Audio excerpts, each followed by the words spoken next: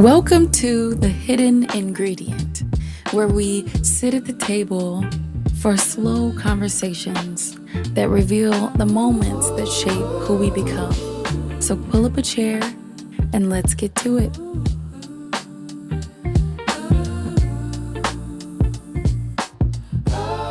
Okay, so I kind of want to shift gears. Okay. And I want to talk about books for a second. Okay. We already talked about you being a published author. Mm-hmm. And let me just say, folks, you got to read some of her fiction. I don't know when she's going to read. I don't know when she's going to actually publish it because a lot of her stuff is editorial and news. Mm-hmm. But her fiction is incredible. It actually makes me feel like too fluffy when I write. No, I know we're not the same. Like, you're dark. Yeah, and it's a difference, right? Mm-hmm. Some people, they love, just like everybody has a different genre. Like some people, they just love to read romance and smut. Yeah. I hate those types of Give books. It all to me. Yeah, see, and you love those types of books, but I love crime and thriller and horror. You know, like that's what I love. And so friends, that's how I she write. can write it. She can write it and drop you in the center of a scene that you want to get out of, but you can't because you got to keep reading. And there's this one thing I want her to drop so bad. There are two stories that I have been working on for a very long time. I want you to drop the one with the guy. Yes. I know which one you're talking about. Yes. And I want to see it. What was the name of it? What was the name of it? I changed the name multiple times, but it's called Voyeur. Yes, Voyeur. And I had written that story in 2011. And it was before you came out. Mm-hmm. And then when you came out, I was like, did I publish this somewhere? Because it was very similar to what the book is about. But mine is still different kind of in subject and the main character and all that other stuff. But it's similar to that type of subject matter. Exactly. But I believe that if God gives you a thought, if you don't do something about it, he'll give it to somebody else. I know. What I will say is that I have rewritten that story maybe like 5 or 6 times over the years. And I sent in that story and another story to a writing competition last year. Mm-hmm. And the judges were, I might be saying her name incorrectly, but Tahiri Jones. Oh, Tahiri. Yeah. Mm-hmm. Who wrote An American Marriage, and Ken, her next book just came out, and there were a couple of other authors that were there. So she read it. I did not place in this competition, but it drove me to rewrite the story. Because they reached out to you or they said something about your piece? No. They didn't. I didn't expect anybody to reach out to me. They just said who the judges were. Oh. And the judges said the judges read every single nomination that came in. And they said these were the people that, that read yours. And it was the same people. They read them across everybody else's. But I was like, that's cool. Yeah, it is. And I think you should take it more seriously.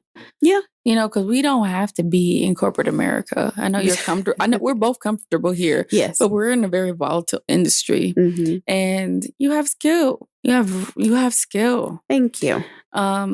But I want to know, because we read so many books through Bookclub and we write through workshops and la, la, la, la, la. But, okay. I don't want to just ask you about your all-time favorite book. Okay. Because I can. Yeah. I mean, you can give me that. But we're in an age where books are changing as fast as underwear. Like, new stuff comes out. Yeah. Like, have you finished Project Hail Mary? Yeah. I've not finished it yet. Have you started it? I'm starting it this weekend. Okay, listen. The opening, it's like, what the hell? And what y'all got going on here? Well, what I can say that I haven't heard of a single person that said that they did not like Project Yeah, that's Hail what Mary. I'm getting to. And I can see why. Yeah. Like, I can see clearly why. Because my coworkers finished it too, because they're trying to go watch the movie with their book clubs as well. Right. And they said the same thing, which was you get hooked and you end up flying through it. But it's definitely post-apocalyptic or something like that. Yeah, I think so too. So I'm going into it not blind, but relatively blind. I haven't read any reviews or anything like that, but I do plan on finishing it this weekend because I just finished King of Ashes by S.A. Cosby. Okay, so let's talk about it. Not that book specifically, but in our book club, the OG book club babes, shout out to the girls. We've read over 50 books together. We've been together over 5 years now. And, you know, we've been knocking down some really good books and some really bad books, courtesy of me and another person in our group. We don't be picking the best books. I've had some bad books too. That's not true. But okay, so what would give me your top 3, and it doesn't have to be in book club. Give me your top 3 in the last few years. Okay. And then tell me about them. So The Reformatory. Yeah, you brought that one up. What is that again? It is historical fiction, but it is horror thriller. I'm absolutely horrible at doing a synopsis of a book, so bear with me. That's not true. You be acting out entire books when I can't. But I have to act out the entire book. Like somebody says, just tell me what the premise of the damn book is. I don't want to know the full thing. But The Reformatory essentially is about, it is historical fiction. So it is on a true boys school. I think it was called the Dozier School for Boys or whatever, which had a really negative history in it. A lot of the boys that went there, they were minorities. So they were African American, or they were like poor white kids. And a lot of them would mysteriously go missing. And this is real? This is the true real. Part of the... Yeah. So you spell it Dozier. The Dozier School for Boys. And a lot of them would be killed. And then they would say, oh, you know, they just died from this or whatever. So they're like in these unmarked graves. And they would say like, oh, that he ran away or she, you know, like, you know, whatever. And let me throw some more context on that space. Yeah. So, and you tell me if I'm on the right path. Go ahead. Because it looks, was this in Florida? Yes. Okay. The Arthur G. Dozier School for Boys was a state-run reform school in Marianna, Florida that operated from 1900s to 2011. Correct. Becoming notorious for decades of systematic physical, sexual, and emotional abuse, forced labor, and unexplained deaths of children. Correct. The school, often called Dozier, is the subject of an ongoing investigation, and as of 2024, a state-funded compensation program for survivors. This was over a century? Yeah. It was a very long time. And there are some survivors that have given their stories about the things that have happened to them there. What? So the author of the book, and again, I might be mispronouncing her name as well, Tanarive Due, Tanarivedue, for anybody that wants to look her up. She had a family member who actually went to that school and he never left the school. He never came out of it. So they believe that he's dead. They believe that he's dead. Right.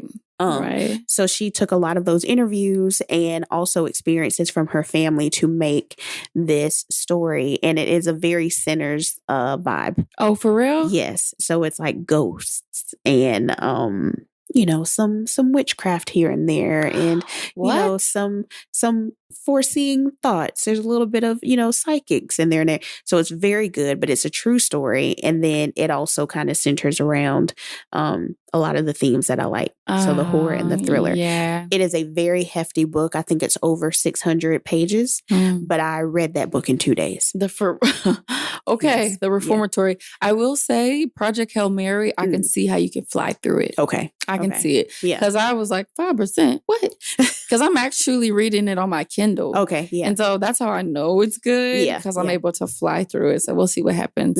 Okay. So the Reformatory. What's the next one? The next one would be, so I can tell you what my all-time favorite book is as well as part of the 3, all right. Which I have told you before, Brave New World by Aldous Huxley. Oh, yeah. It's my all-time favorite book.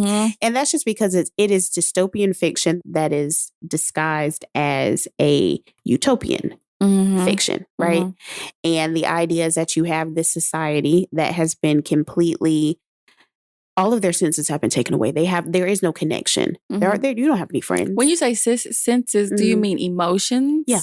Okay. Like there are no mothers. There are no fathers. You don't have a household. Family. Right. You don't have family. It's just you. And the only thing that really is your goal to do based off of the caste system that you're in the society is you just have fun. So you're going out, you're sleeping with everybody and anybody. You have no connection to them, no emotional, no physical connection to them. So you don't care about them and you are high as a kite. Because you're on what kind of drug? The drug is called soma in this world. Okay. So. And they have you on this the whole time? Like from birth? Yeah, you just take it. Like everybody takes it every single day. Yeah. Mm-hmm. And when they got off work doing their little mundane jobs, they would go home and they'd pop a soma and they'd go out to a picture show. That's what they called it. And it was like a theater type of thing where they were acting out savages, quote unquote, which is really just how we are living today. Yeah. And they would just have fun. That was really what it is. Savages. Wait a second. Because I was like, let me look this book up. Yeah, look it up. Because I wanted to. Because what I've been, so like I'm in a interior design course right now, and just because I want to refine my skills, and what I'm learning is each phase in design comes from a specific time in history, and of course, design is a reflection of what's going on in the world. Right. Yep. So I learned a lot about modernism and why modernism even exists, and we are. My design class is essentially a history class because I'm seeing the evolution of humanity through design. It's really cool. Yeah. And so I'm like, why would they write this? And it seems that it was published in 1932. Correct. Yeah. This was when, ladies and gentlemen, when they used to have high schoolers that would actually do summer reading. This book, they told y'all to read this. This book was on our summer reading list, and I picked this book to read, and I fell in love with it. I read it for the first time when I was 14 or 15 years old, and I just recently reread it as a 36-year-old, and it still made me feel the same way. I'm like, yeah, this is crazy. I'm gonna add it to the list. Yeah, I mean, I like it. If you want to borrow it, I have a copy. Yeah, let me borrow it because, I'm actually finishing books this year. Okay. But you actually did a pretty good job on the summary. It depicts a futuristic world state where citizens are genetically engineered, socially conditioned, and drugged with soma to ensure stability and happiness at the cost of individuality, freedom, and deep human connection. The story follows characters like Bernard Marx, Lenina Crown, as they navigate this society, which is built on a rigid caste system, alphas, betas, gammas, deltas, epsilons. Yep. It's good. And religion also has been removed from this society. Yes, it's controlled by science, technology, and pleasure. Yeah. So they say, instead of saying, like, thank God or oh my God, they say, thank Ford. What? Like the Model T. Thank Ford. Heavens. Like Ford? Yeah, like thank Ford. Yeah. Henry Ford. Yeah. Like, what? Thank Ford or oh my Ford. Yes. No. Yes. Because they remove religion. Everything is science-based. It says, oh my God, I'm going to read this.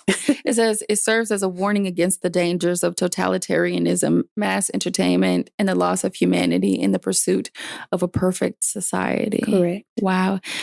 632 years in the future. That's funny. It says 2540. We're not far from there. We're not far from there. But interesting. Okay. That's a very good book. And then I would probably say my third book would be Homecoming. And I cannot pronounce. I'm doing a horrible job at that. But I think it's Yaagasi. I probably spelled that wrong. For you to be a writer. And when did this book come out? It's just called Homegoing. It's what it's called. I'm sorry. Homegoing. Okay. Yeah, Homegoing. And I think it came out within the last 2 or 3 years. Oh, yeah. Yaagasi? Yes. Yeah. And I don't even know if I spelled that right, but I have seen this cover in a few things that she has written. Yes. Yeah. So it traces the descendants of 2 half-sisters in Ghana through 8 generations, exploring legacy of slavery and colonialism. Correct. I'm surprised you didn't say the origin. The origin. I haven't read that. Oh, you just saw the movie. Oh. The book is called The Origin of Our Discontents. Oh, okay. But I did read that. And I also watched the movie. And you were really moved by it. I was. That was probably the only movie that I was crying and my throat hurt. That's why I watched the movie. Because I was like, what is bringing Dana to her knees? Yeah. In that one, I guess maybe I didn't include. Well, I could only include 3. And those are the 3 that came to mind. Let's back up. We'll go back up. So Homegoing. What was it what was it about it? It was interesting the way that it was written. Okay. So it goes over the course of 300 years. And essentially the start of it is that you have two sisters that are in Ghana, and one of them is sold into the transatlantic slave trade, and the other one remains in Ghana.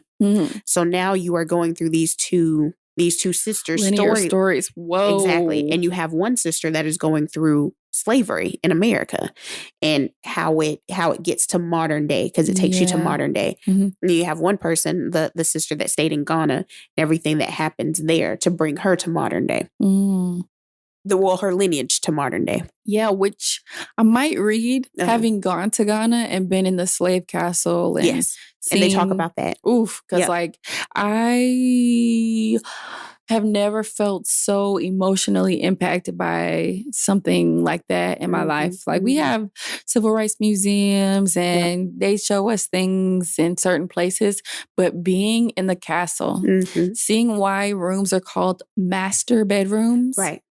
And then isn't the castle where they have, what is it called? The door of no return? Yes. Yeah. It's like underneath the castle. So if you can imagine it, the castle looks more like a fort, like the forts that we build here in the United States, where it's circular and the center is open. And underneath is where they kept all the slaves. And that's where they were thrown slop. There was like a ladder that they would, like the masters would have the women come up the ladder if they wanted to engage in relations with one of them. And that's how they would get out of the basement area of this fort, right? But in that bottom area, there's a window. There's a window that is looking out through the ocean, because these castles, they're on the coast. Yes, they were on the coast so that they can cycle through the slaves, get them through the right. And the window, I would say, was probably like 3, maybe 4 feet high, and maybe 18 inches wide. I'm a thick woman. I couldn't have gotten through it. Yeah. But the goal is to get them down in size enough for them to get through it, and that's how they would load onto the ships. And we went down in there where people died, where people loaded those ships. Yeah. We also went up to the top, and where there were the master's rooms, like the master bedrooms and stuff, which really was a master suite. And it was called that because when you got to the top, you could see everything. It was a beautiful ocean view. Of course, it was the best room in the castle. Yeah. And immediately I was like, it's an owner suite now. It's a primary now. Yeah. Because going into that space, feeling, I'm pretty spiritual and I can feel things and whatever. Being there, it brought me to my knees. Yeah. Yeah, and a lot of people that go there, they say that. And there's one in North Carolina, if I'm not mistaken, too. Yeah, because I believe North Carolina, I'm sure it is. One of them. One of them was a major import place. Yeah, so yeah, it goes through that. And it talks about that fort, especially at the beginning, because that's where the sister ends up getting sold into. So she talks about her experience about being at the bottom.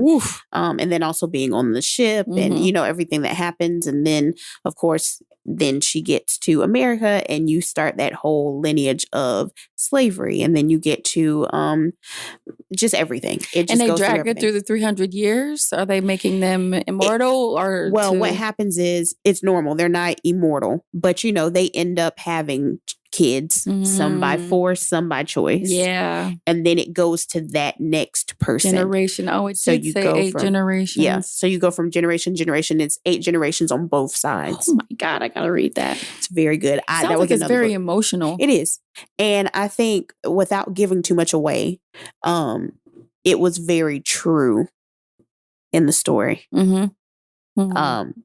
Take that however you see fit. Yeah, I could assume I'm going to read it. I'm definitely going to read it. But I can assume that it talks about how real the generational things we carry are. Correct. Yeah. We are in a time now where we try to explain away, like, we shouldn't worry about this thing anymore. It's not a problem anymore. But even when you think about the family structure, husband and wife, man and woman, and how we have gotten to a place, Black women, where we've amassed so much power that we've kind of lowered the value of the Black man, and it's systematic. Mm-hmm. And that is really making everything that exists even worse. Yeah. Because how do we undo it? Right. I was talking to an older woman the other day about it. Like, I want to be in a generation of women that loves Black men. Mm-hmm. But it takes work, and it also takes restraint. Because you know what I mean? Like, it takes you understanding that 300 years or 400 years rather caused this guy to become who he is. Yeah. Yeah. And now they're like crabs in a barrel.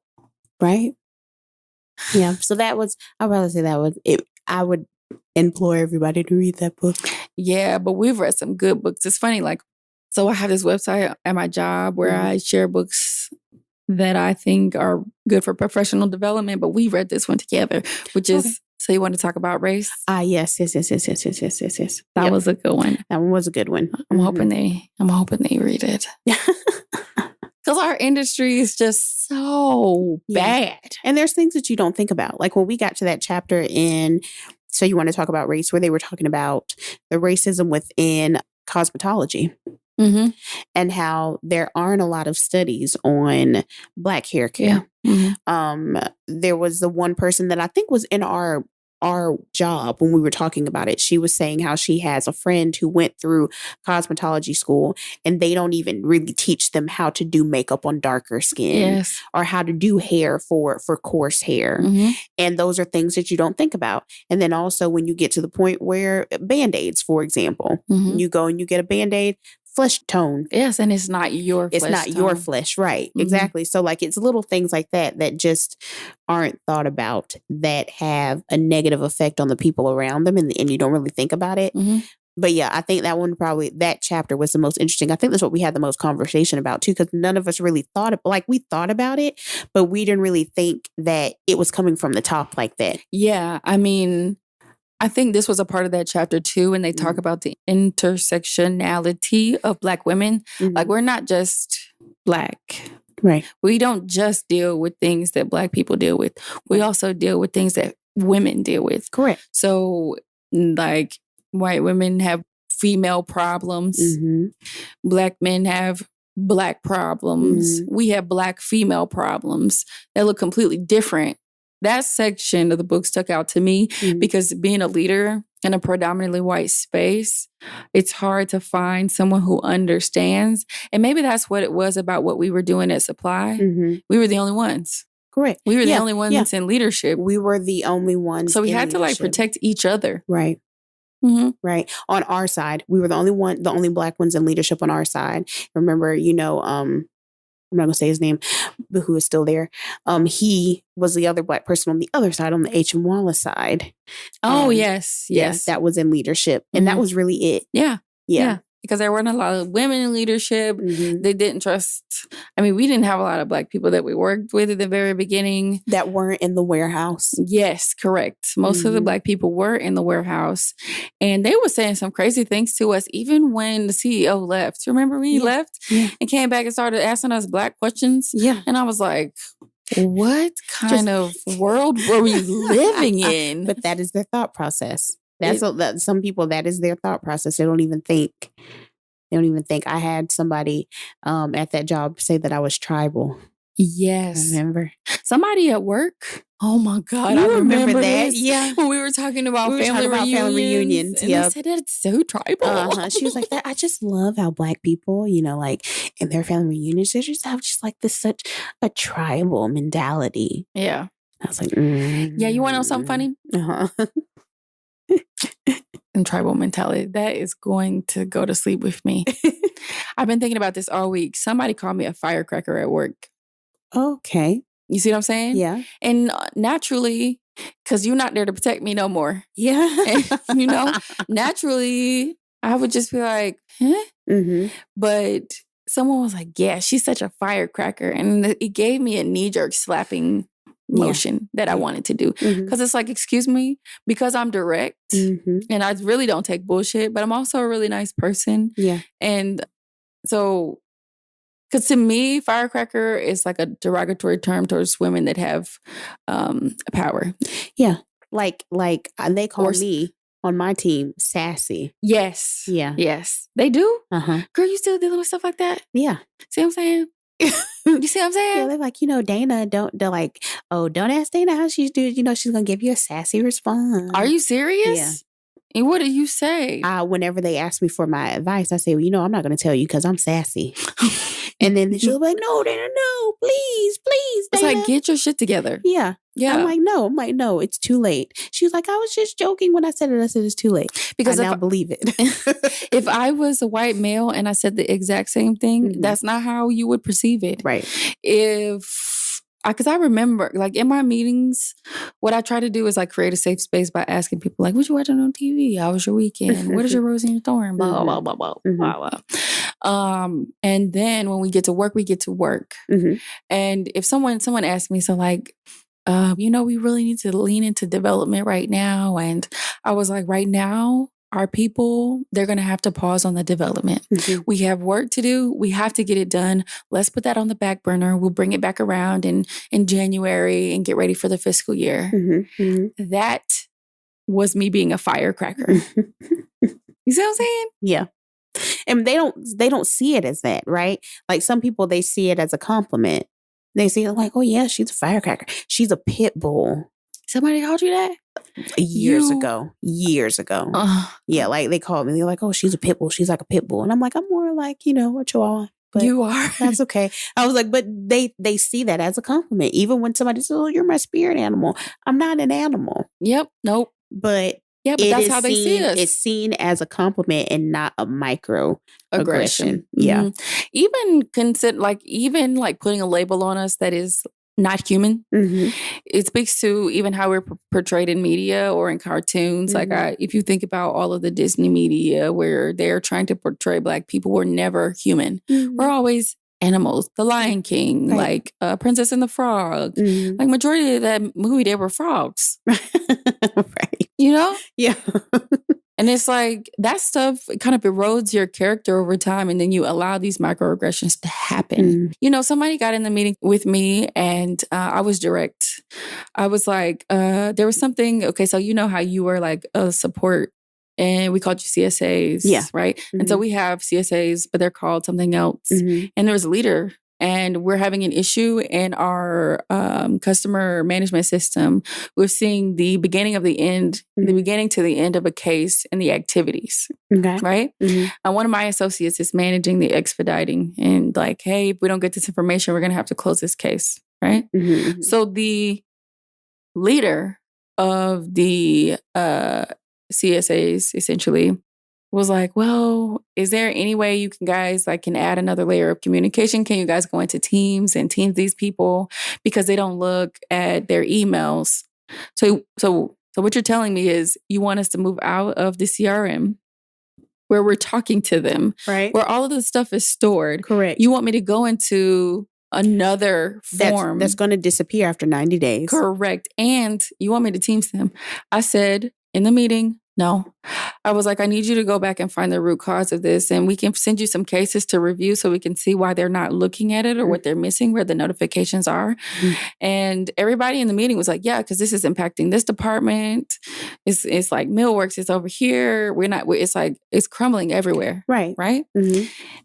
She left the meeting, went to another Black counterpart who's really close to me. Everybody's really close to me.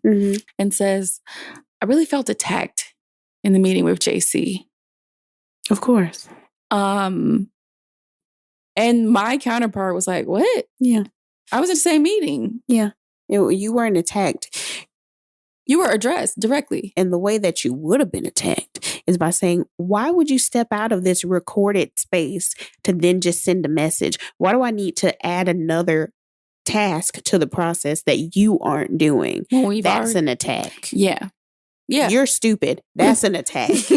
Exactly. Me just saying, no, we're not going to do that. We're going to stay in the system that we're doing because it's working, but it's something on your end that you need to fix.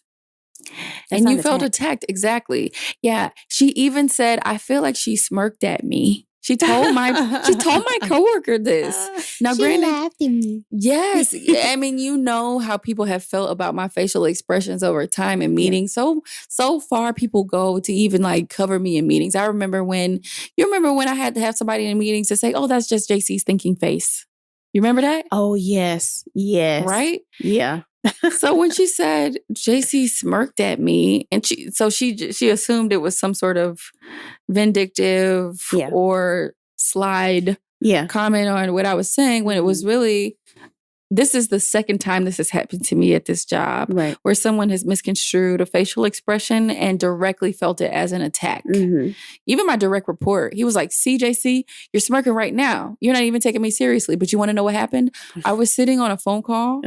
Someone passed by the window and I smiled at them. I smiled at them. I want to see you happy.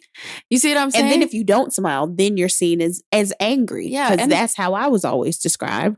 Exactly. As the angry one. Don't ask Dana too many questions because you know she gets mad. I don't get mad when you ask me questions. I get mad when you ask me the same question over and over again. Mm-hmm. And I give you a process and a tool to be able to do it and you actively refuse to do it. That's when I get mad. Yeah. Yeah. And so what do?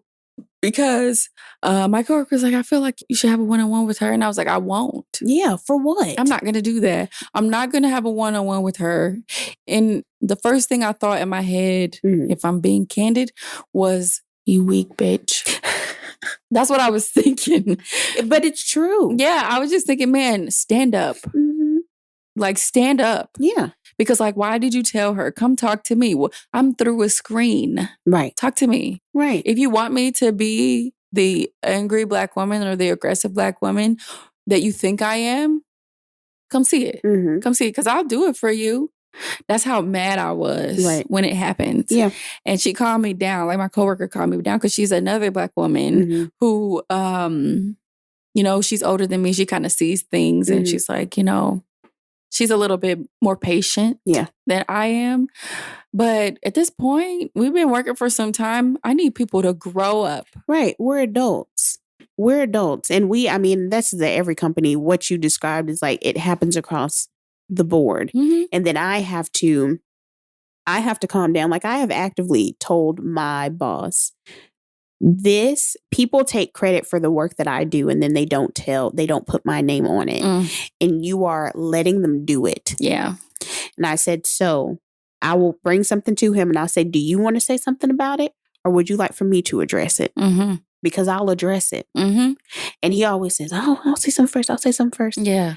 Hop to it. Yeah. And then if it comes back around and I can say, oh, conversations haven't been had, then I will say that. And I'll add you on the email. I'll add the person's boss on the email who I'm talking to. Mm-hmm. Because I'm not saying anything mean, but I'm being direct. Yeah. And the thing is, everybody else gets the opportunity to skate around and delete comments that they closed one of my tickets that was never fixed for an issue because, quote unquote, it was old. So they said that they weren't going to do it. That was literally the comment that they put on a ticket for a large issue that I identified. Uh-huh. They said, this ticket is old, will not do. What? You all let this ticket sit here for a year and you didn't do anything with it. And every few months I would say, hey, this is still happening. Hey, this is still happening. And you would say, oh, we're doing this. And I would say, okay, I'll communicate it to the field, but hey, this is still happening. Mm-hmm. And then when the field came directly to them, they said, well, we haven't seen anything on this ticket in a year. And I had to stop because I had taken a screenshot of it when she deleted that comment. Oop. And I saved it just in case it comes back around. Oh, God. She do keep receipts, y'all. I keep all receipts for everybody and everything. Mm-hmm. And I had to stop myself from saying, well, you closed this ticket and you said that because it was old, you weren't going to do it. You did not come to me and ask me if it was still happening, which it is. Mm-hmm. I gave you I do video recordings of my screen. Mm-hmm.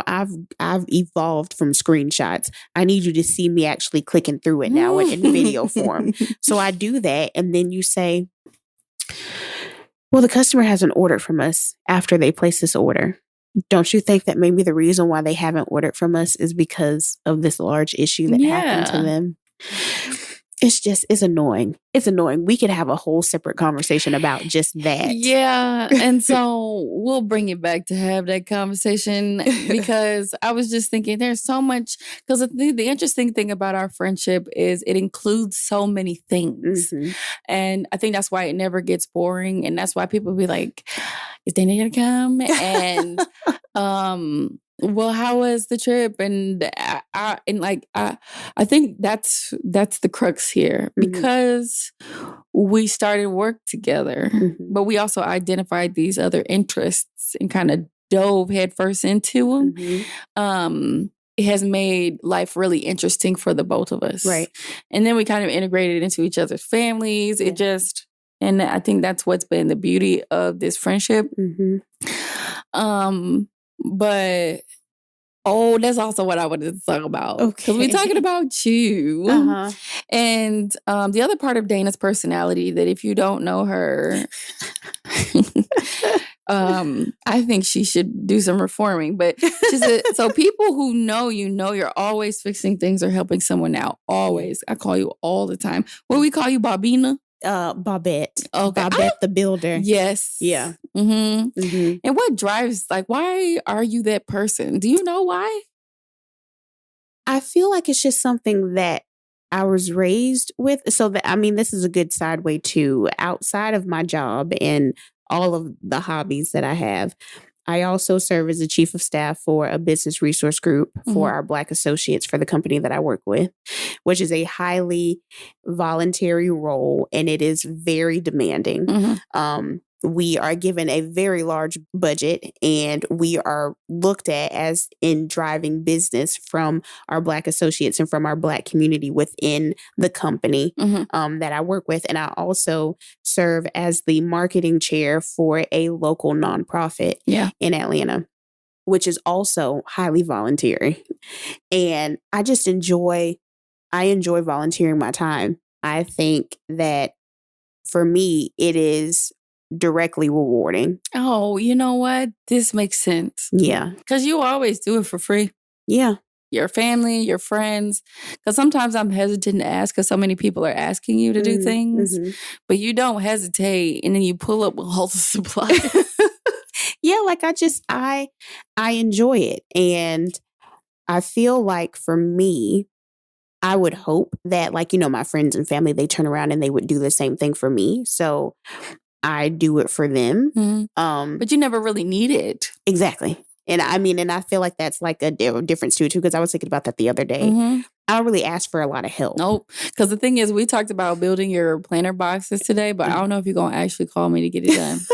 Or if I'm just going to do it myself. Yeah. Yeah. I do have a I'll do it myself mentality. But on top of that, I will also turn around and help others when they need it. Yeah. And then I get really angry when plans change. Yeah, when plans change, or when people volunteer for things. They put their name on it and then they don't show follow up. Through. Yeah. Follow through is so important to you.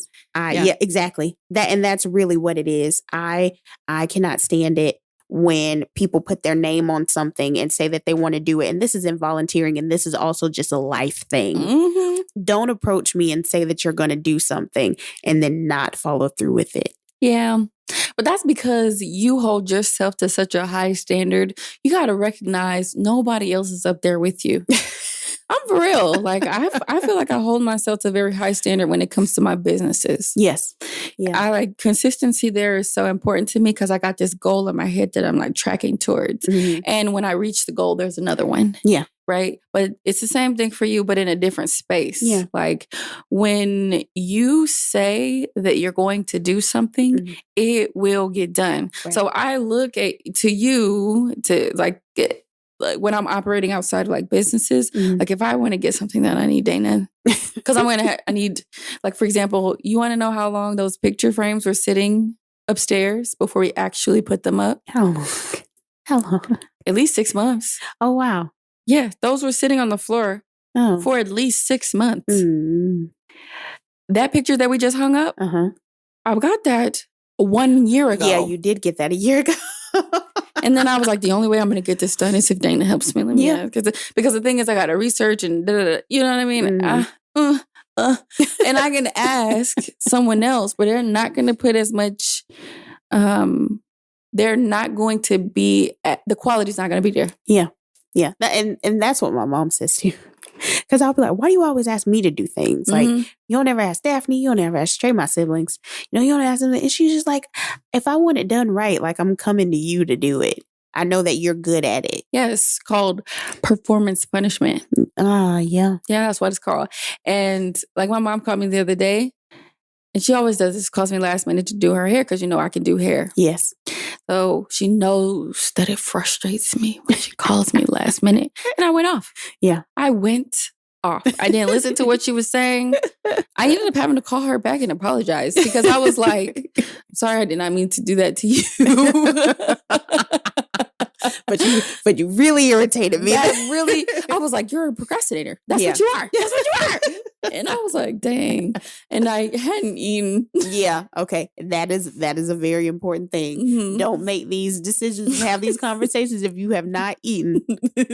Because you will go off on somebody and then be like, oh man, after you've eaten, you have one chicken nugget and then you're like, dang. I literally had 3 fries. Yeah. And I was like, like it wasn't that serious. I don't want to treat her that way. Yeah. I burst that woman's bubble. And that's not how I felt. Like, yes, I do want you to call me more in advance. Because the other thing is, and I think you feel the same way, I don't enjoy saying no. Right.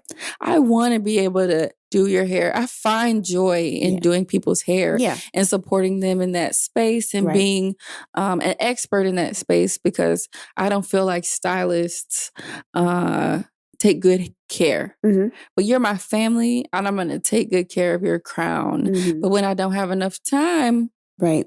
Then I have and I agree with you there. I like notice. And if I can do it, even if I'm pissed about doing it, I will say yes. Yes, you will. And if I say no, it's because literally I cannot do it. Like something else is happening, I cannot do it. Or like something else, we're doing this, blah, blah, blah, I cannot do it. But I will try to move a lot of pieces to be there if you need me there. Yeah.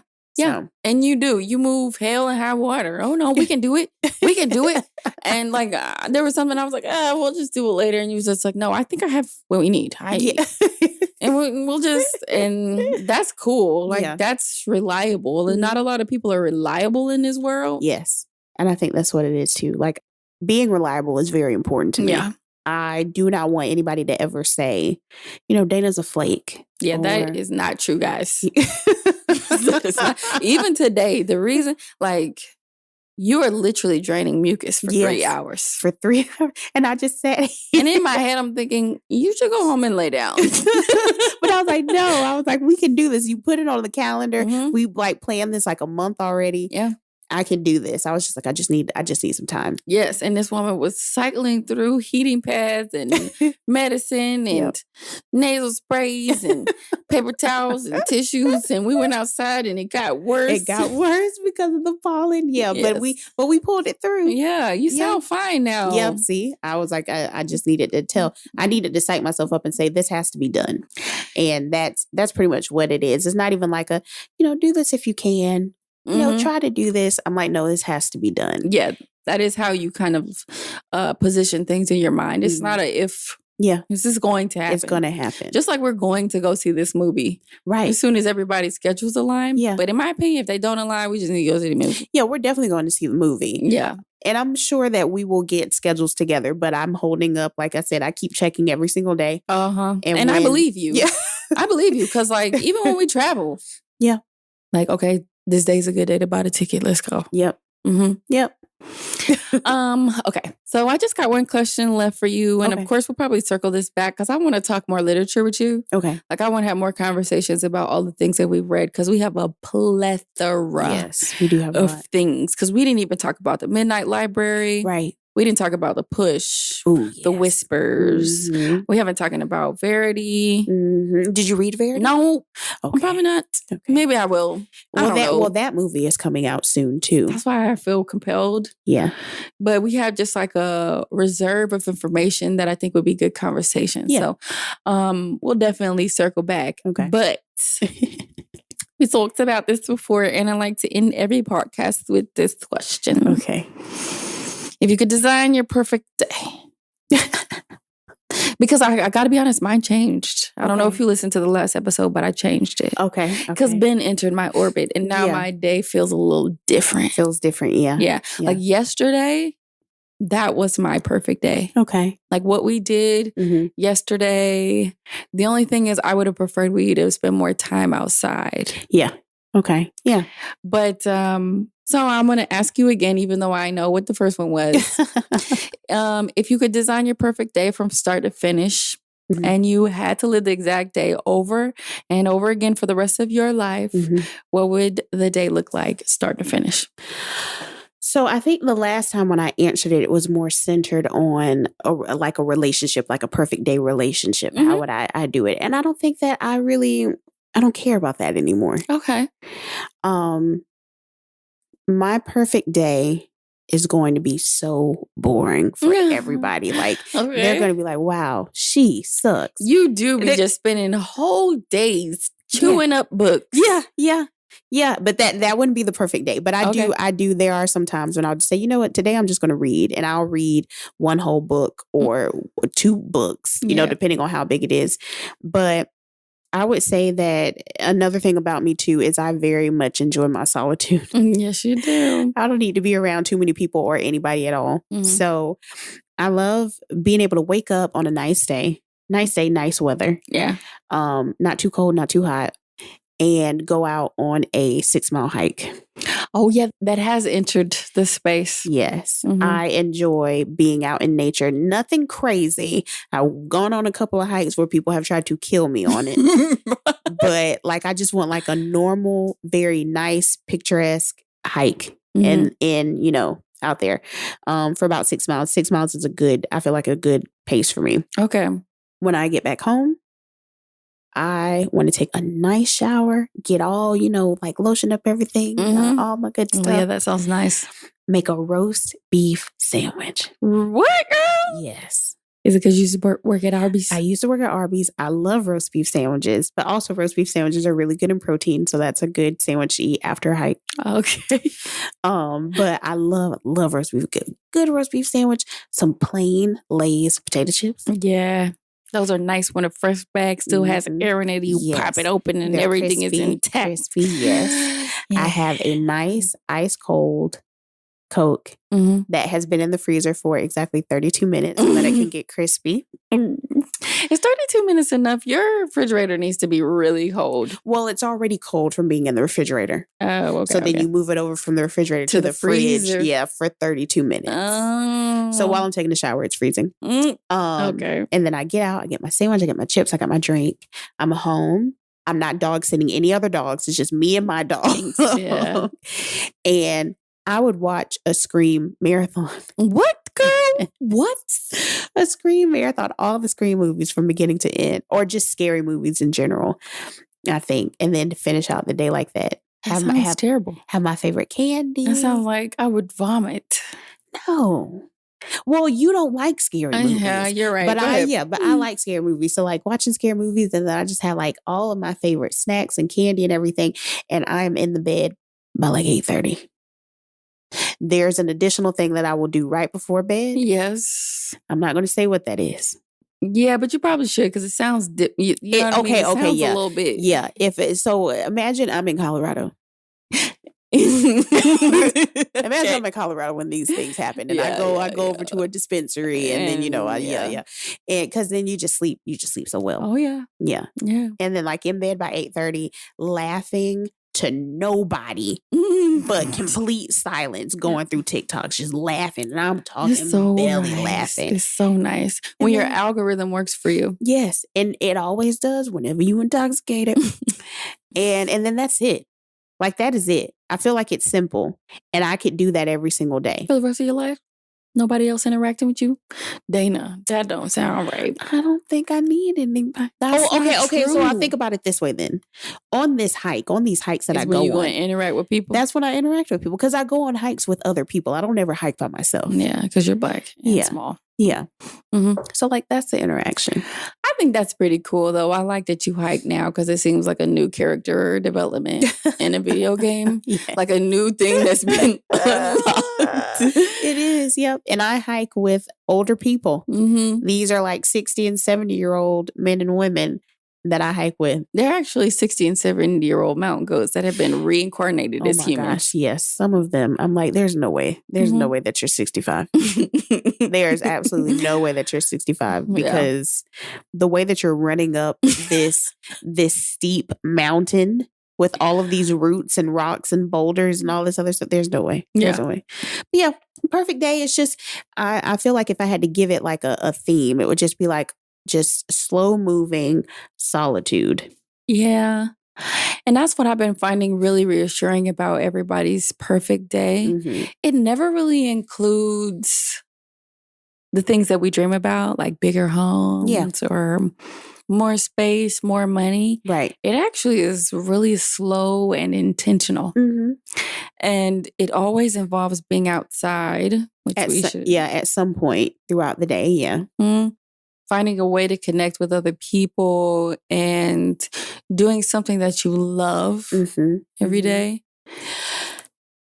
If I can add in another caveat there, and I don't know if I could do this because it's doing every single day. Okay. I do enjoy going to like a new place by myself. Oh. You know, like a restaurant, a coffee shop, a ceramic store, which is what I went to a few weeks ago. Yeah, I gotta get over there. But I think so. I think if I were you, I would integrate it into the day just because it would give you the opportunity to invite more people in. But that's a me thing. Yeah. Like I would have that in mind. Like if I'm talking to a genie and he the one that's granting this wish, I would say that every single day I have to be able to do something new. Right? Mm-hmm. Like after this hike. So I go on this hike, I go home, I take a shower, blah, blah, blah, blah, whatever. I go out and I do this new thing. Mm-hmm. Then I come home and then I can engage in my hobbies. That's my reading, any hobby. Yeah. That's watching horror movies. That is playing video games. Yeah. That's reading. Mm-hmm. And then I end the night in calm, out of my mind state. Yeah. With some mindless scrolling of something funny. That's incredibly funny. Yes. Yeah. And then I go to sleep. Yeah. Yeah. I feel like that would be it. Yeah. I feel like that's very you. That's very you. So before we go, I just want to say thank you. Thank you. You were the originator of this podcast. Like you were the true, because we were talking about doing this together, and I want to give you your flowers. Yes, we did talk about doing this years ago, and then people came, people went. Seasons changed, and we're here. And my equipment is a lot better. It is a lot better. I still have my Yeti from when we were first talking about doing it. I use it for work, and I can't even use it on this machine anymore. Right, but yeah, like you were a part of the inception. And I've kind of found my rhythm in it now. Mm-hmm. And I'm getting a lot of good feedback. Like, so definitely want to say thank you. Thank you for sitting with me. And we're going to come back and we're going to talk books. Oh, yeah. I would love that because that was the original idea of the podcast. Mm-hmm. We were just going to talk about books and food. Yes. Yeah. Yes. And so the summer is coming, which is going to give us ample opportunity to continue to explore. And I'm going to get faster with reading. That's one of my goals this year. Yeah. I'm going to keep running or whatever. Uh-huh. But one of my personal goals, don't tell the girls, although I know Melanie's listening. Hey, Melanie. Hey, girl. Is to always be finished with our books. Yes. Because I'm the number one person that isn't. Melanie, it's you now, boo. But I want to not only finish our books, I'm going to finish my books this year. Yes. Because I left some undone last year. And I was like, damn. Mm-hmm. So I want to get in a rhythm because I like that feeling of accomplishment and completion. And I've been reading some really good books. Like, for example, we don't really do professional development. Right. But I would recommend this book for your job, like to bring to y'all's book club because it was really, really impactful. Mm-hmm. It's Strong Ground by Brene Brown. Brene Brown sounds familiar. Yeah, she did Dare to Lead. Okay. She did Dare to Lead. Yeah. She's on a lot of podcasts. And this was this book felt like I read it at just the right point in time. Yeah. Okay. Like the new wave of how we lead at work, how we are emotionally intelligent, how we navigate artificial intelligence, how we have courage in difficult discussions. And the thing that I also like about this book is she brings in a lot of other authors that we have been reading, and she quotes big, chunky passages from them. Yeah. Giving them their flowers. Also, just saying the reason I like this portion here is because this, and this. And I really appreciate this leader. So she kind of used this book as a platform to elevate other leaders, especially minorities, which I loved. She even has, I would recommend getting the book because she's got sketches of the people in them. Oh, wow. It's dope. Interesting. I read it with my director and it really improved our relationship. Like, yeah, super dope. I'll have to look into it. Yeah. So, yeah, I went on another tangent, which is why we're going to talk about books. Because when you were saying that, I was thinking of other books too. Exactly. There's so much that we can say. And we are so critical of books. Yes. So, yeah. Which you are allowed to be. And I want people to understand that just because you don't have a billion books that are published and they're on the New York Times bestseller list every single month does not mean that you are not allowed to be critical of the artwork that you are consuming. Correct. Because I have thoughts about Sinners that were unpopular. Oh. Yeah. Me and my brother talked about it, and he was the only person that I felt safe to talk to about it. I'm for real. Like, I loved the movie, but I had critiques. Yeah. And that's good. I mean, you should. You shouldn't just be taking in artwork blindly. Now, there are some things that I like and I'm like, no notes. No notes. I love everything about them. But I should be able to say, I like this artist. I like this thing. But I don't really like this. Like when we go to the museum, if I see a piece of art and it's a scribble, I'm going to say that. I'm going to say, hey, why is this up here? It shouldn't be. Yeah. You paid these people to do this because I could have done it. And they were like, no, you're not. You're not hey, I'm telling you, I could do this right here on this wall. And I know I could. I could do it and I could make up some mundane, title. This is the juxtaposition of the, I could do all of those things because this isn't good. And I'm allowed to say that. Yeah. So that's what I want everybody to understand. You can say whatever the hell you want to say. If it's true to you, say what the hell you got to say about it. Yeah. So see you next time. You know what I mean? It's almost like, what is the series name going to be? Yes. We'll get there. It doesn't matter. But thank you. You're welcome. Thank you for having me. Absolutely. Thanks for spending time at the table with me. Until next time, stay open, stay curious, and have the courage to be yourself.